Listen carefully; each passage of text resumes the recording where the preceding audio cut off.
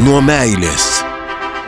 Tai va, normalus bičas, kuris ištikima savo žmoną.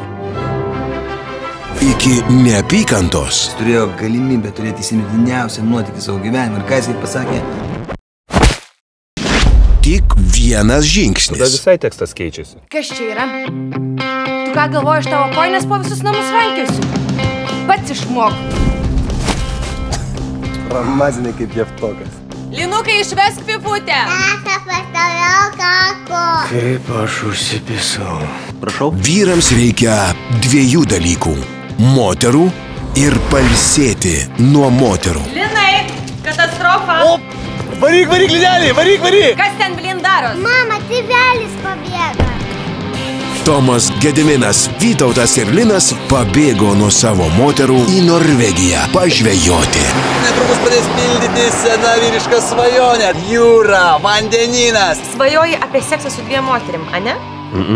Na. Trečiadienį atvažiuos Arvidas. Lopas. Ai! Prieš visą vyrų padarėme. Apsišiko. Apie ką kalba vyrai? Kas labiausiai diorgina, kai esi vedęs? 3 metus, nė lašelio myšti jokią kriauklę. Kai jų negirdi moteris. Pagal tai, ką mergina makę valgo, ne? Taigi gali nuspręsti, kokie jinai lovai. O jeigu žalia valgia? Matai? Sveikas. Žmona mėsos į burną neima. Parazit.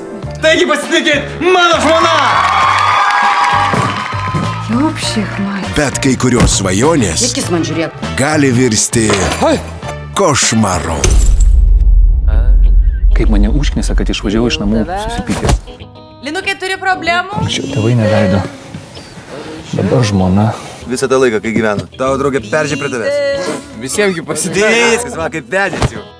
Vedęs ir turi bezdalų. Turiu žmoną, turiu sūnų, iPhone, turiu 6. Bet man ar tikrai to reikia? Bet kita vertus, ašgi juos myliu. Nauja lietuviška komedija. Apie vyrus, moteris ir viską, kas tarp jų. Tarp mūsų berniuko.